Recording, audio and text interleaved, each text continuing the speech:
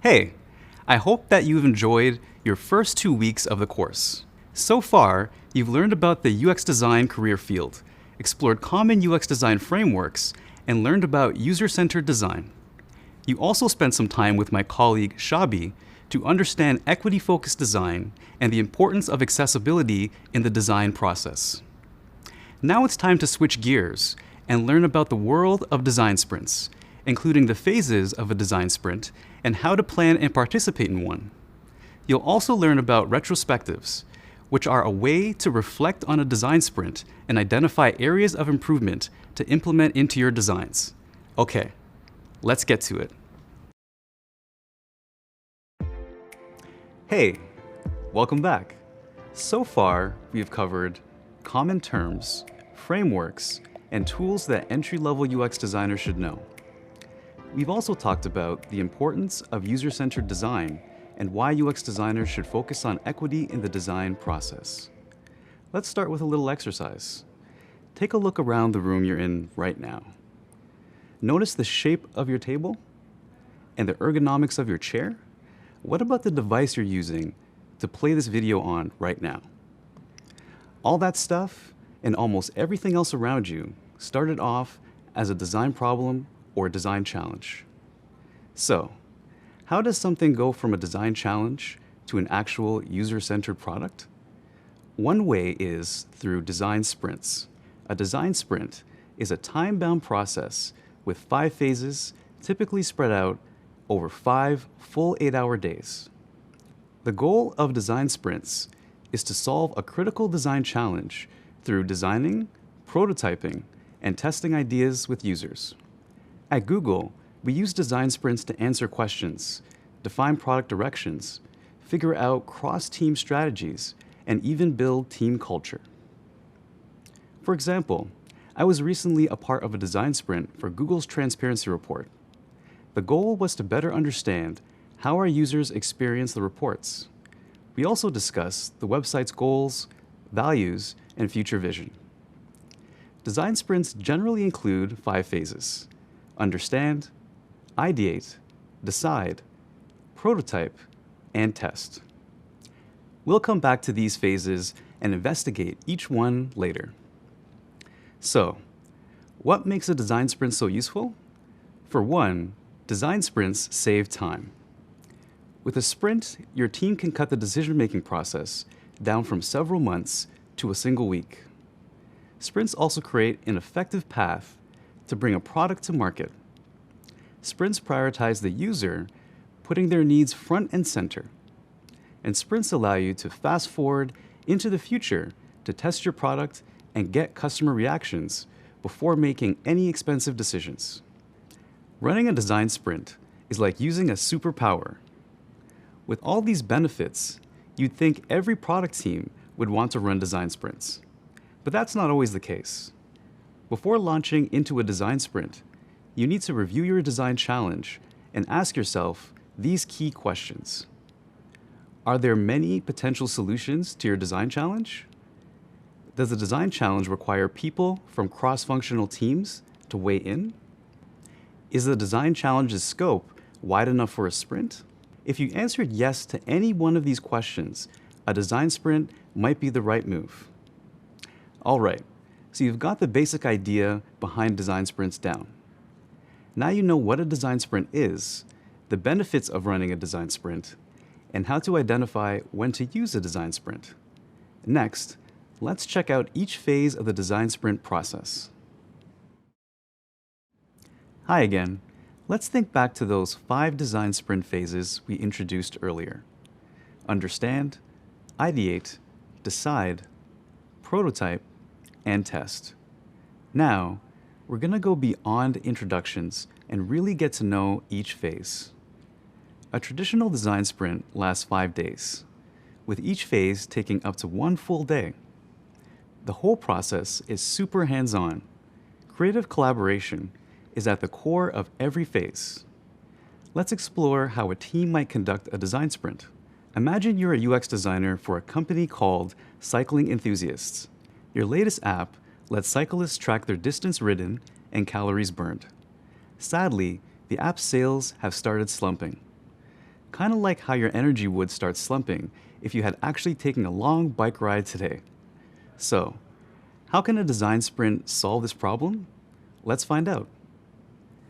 The understand phase sets your sprint on the right track and helps your team get a clear picture of the design challenge. Your team takes time to learn from experts and engage in creative discussions with a lot of different people from other departments and industries. These conversations help you more clearly understand the design challenge.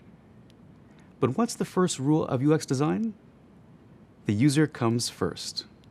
This means everything your team does during the sprint should focus on the user. So now your team understands the design challenge. For our imaginary sprint, let's say sales are slumping because the app doesn't offer bicyclists anything new. Your team arrives for phase 2 of the design sprint, pumped full of inspiration and ready to ideate some solutions. To get the creative juices flowing, you start this phase by coming up with ideas and building off of them to create solutions. Once you've got the team thinking, each participant takes time to sketch and present their ideas. Don't worry about your drawing skills here. The idea is what matters. On top of all the ideating that happens in phase 2, you also need to start planning for user testing, which happens in phase 5 of the sprint. During user testing, you'll have a diverse group of people test your product and provide feedback. To be able to do this, you need to start recruiting users that fit your target profile now, so the sprint stays on schedule. By the time you reach phase 3, you have a lot of potential solutions for your design challenge. Now it's time to decide which solutions you want to build. Together, your cycling app team discusses each possible solution and eventually decides on the one solution that is most likely to excite users and increase sales.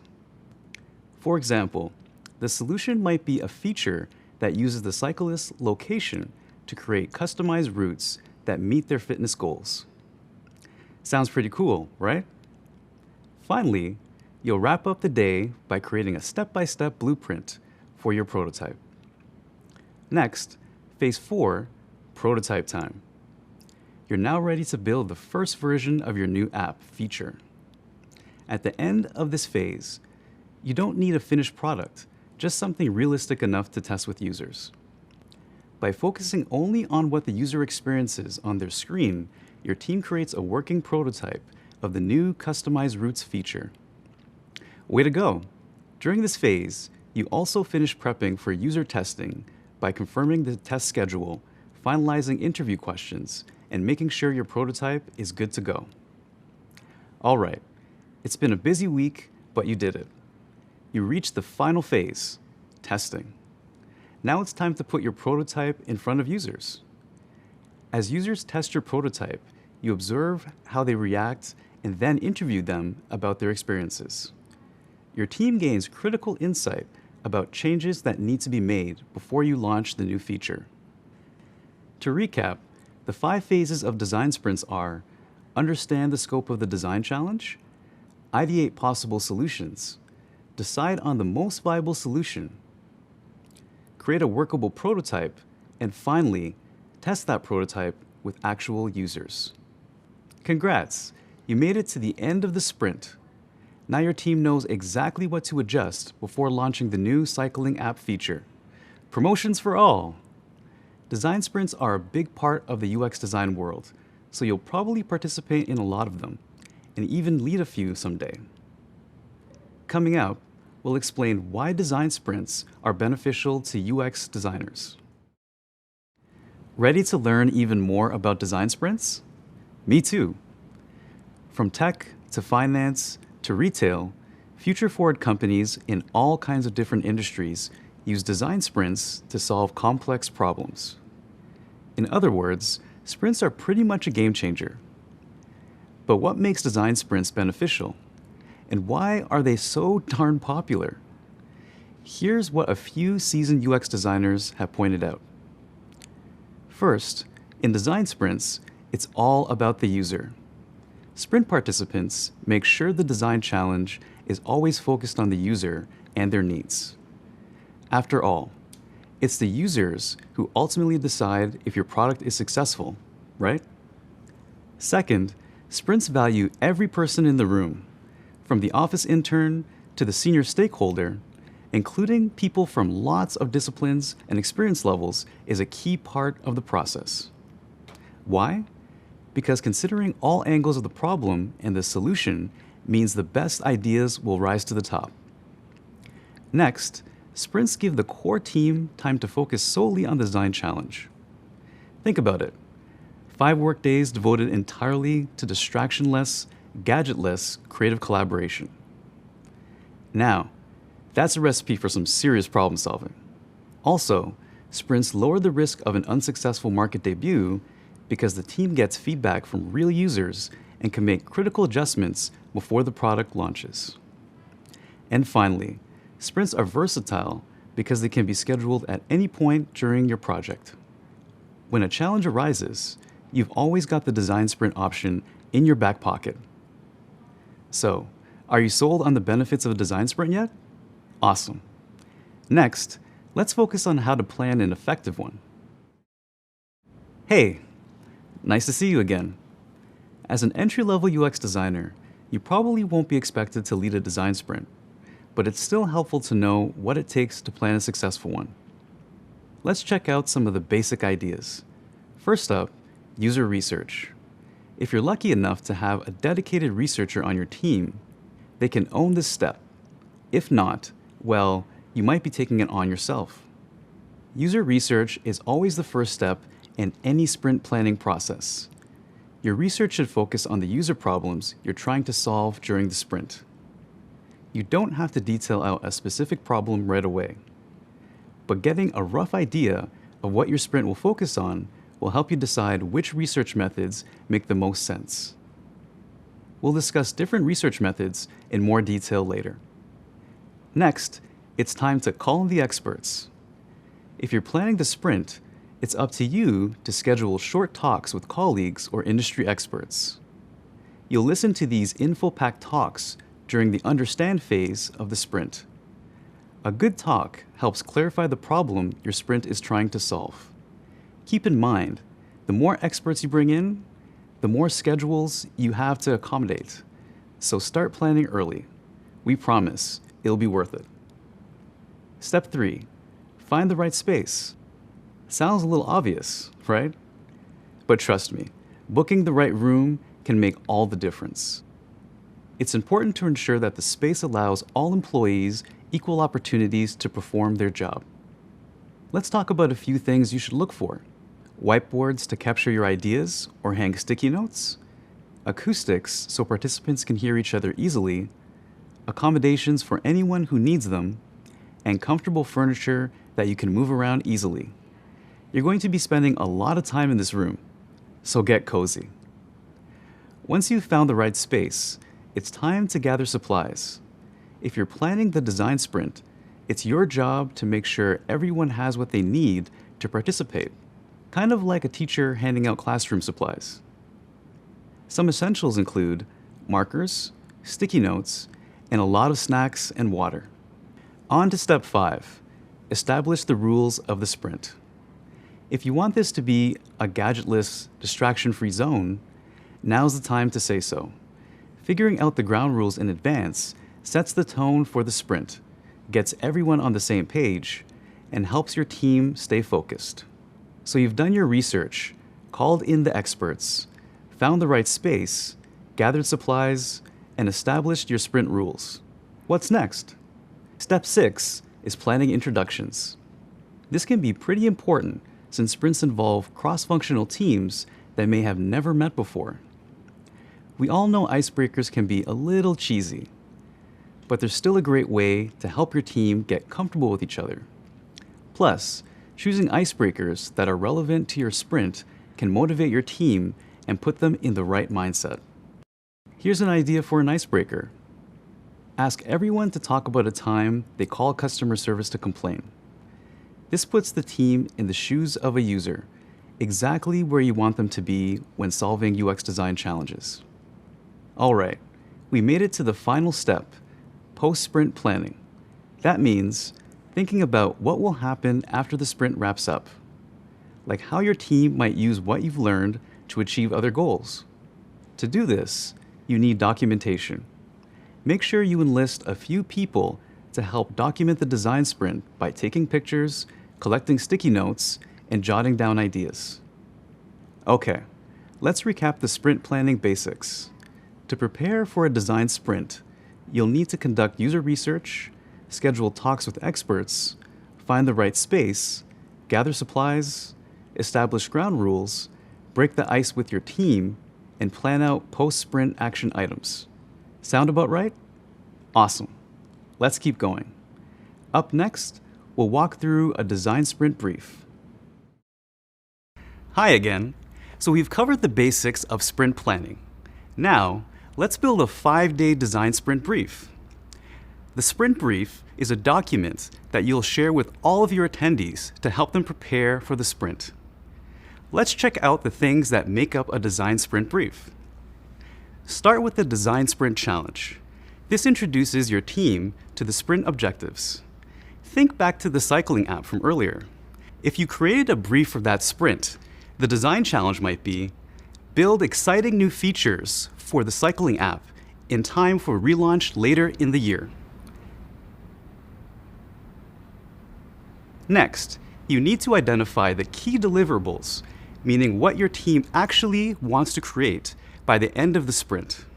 So, for the cycling app, you might say that we want to have a complete prototype that includes the feature update.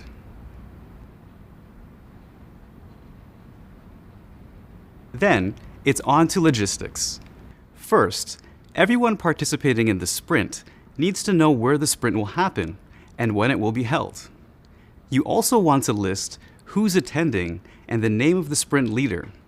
Usually the sprint leader is the person who sends out the brief to the team. But that's not always the case. If you want to designate a sprint leader, you should do it before you send out the sprint brief. Next, add approvers. Got some higher-ups that need to sign off on the product before launch? This is the place to note it.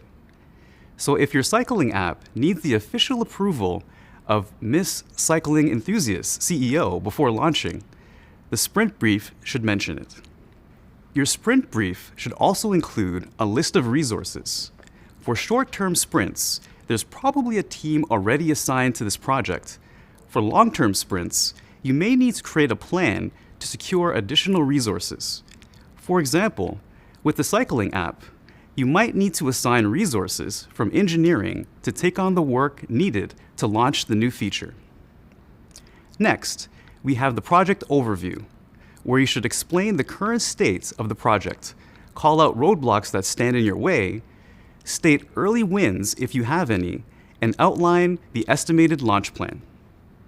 Finally, we wrap it all up with a sprint schedule, an hour-by-hour schedule of the 5-day sprint, including break times.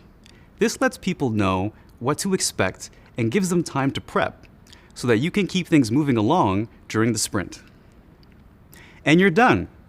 You've planned your design sprint and created your brief. The only thing left to do now is to put the sprint in motion. If you're still a little confused about what goes into the design sprint brief, you'll find some great examples in the readings. Okay, onward, where we'll learn about the role of an entry-level UX designer in the sprint process. Welcome back. Let's do a quick recap of what we've covered so far. We've defined the design sprint, identified the 5 phases, and explored what goes into planning a successful sprint.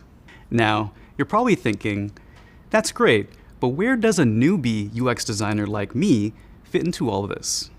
As an entry-level UX designer, you won't be running the show, but you'll play an important role, contributing to every phase of the sprint. Let's check out what your sprint week might look like. When you get to the sprint space, you'll find everything you need to do your work.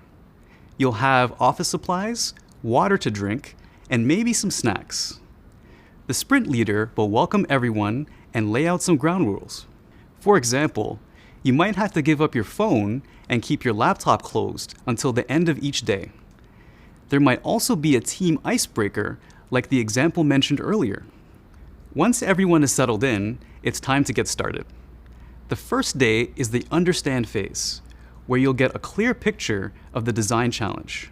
There will be plenty of short talks by experts that are designed to inspire you, so make note of any thoughts you have. Phase 2 is the ideate phase. The sprint leader will guide the team through brainstorming activities to spark creativity and generate many possible solutions to the design challenge. Your main focus is coming up with ideas and putting them out there. Welcome to Phase 3, the decide phase. Congratulations, you're halfway through the sprint. Your team will decide on the solution with the greatest chance of success. As a newbie UX designer, you'll get involved in every stage of the decision-making process. When potential solutions fight it out, you'll vote for the one you think has the most potential. As you might remember, at this point, you also need to start planning ahead for testing, or Phase 5 of the design sprint. As an entry-level UX designer, you might help by scheduling testers, creating survey or interview questions, and gathering necessary equipment. Phase 4 is all about creating a prototype of your product. As an entry-level UX designer, you'll be actively involved in creating a solid prototype for users to try out. You'll ask questions, offer ideas, and review the completed prototype. You might also confirm the test users for Phase 5. We've made it. It's test day. The test phase is the final phase of the process, where you put your prototype to the test. You might be asked to collect user feedback by observing and interviewing users. This feedback helps the team know what to revise before bringing the product to market. And that's it. You've learned all about an entry-level UX designer's role in the design sprint process. As you reach the design sprint process finish line, expect to feel like you just completed an actual sprint at a track meet. A successful sprint will leave you tired but energized, chock full of new ideas, and with a fire in your belly to get to work. I still remember the first sprint that I was a part of. I came up with some cool ideas, but also a lot of bad ones. No worries if this happens to you as well. This is why validating your ideas with users is baked into the design sprint process. You'll have ideas, and so will the rest of your team, meaning it doesn't rely solely on you. It's a team effort, and by the end of the process, you'll have a better sense of whether your idea is working or not before implementing it. Coming up, we'll talk about retrospectives and why it's important.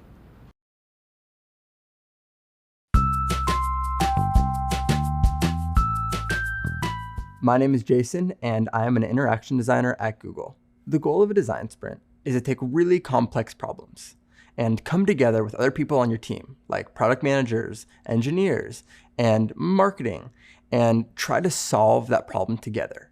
And you do it over the course of a week. And you do multiple design activities, like from wireframing and prototyping, and then at the end of the week, test with users. And it's a really good way to get quick feedback and test those initial hypotheses. And that's why it's so important to bring people with multiple perspectives together. You may bring this fresh new perspective, and you may have somebody else with historical knowledge on this project. But we also are bringing people together from product management and marketing to bring all of these unique perspectives. I think that this just proves that sprints at their core are about inclusivity. We really want to bring people together with multiple perspectives to surface these multitude of ideas. It's always important to understand who your participants are and make sure that this overall experience is thoughtful. You put everyone's needs first. And I think that it's, in a way, a condensed version of your user experience job, where right now, when you're designing a sprint, that these participants are your users. And it's important to understand their needs and put them first when designing a sprint. Here's some exciting news. You now know how to prepare for and execute a design sprint. There's just one last thing to do, the sprint retrospective. So, let's check out what a sprint retrospective is, how it's conducted, and why it's important.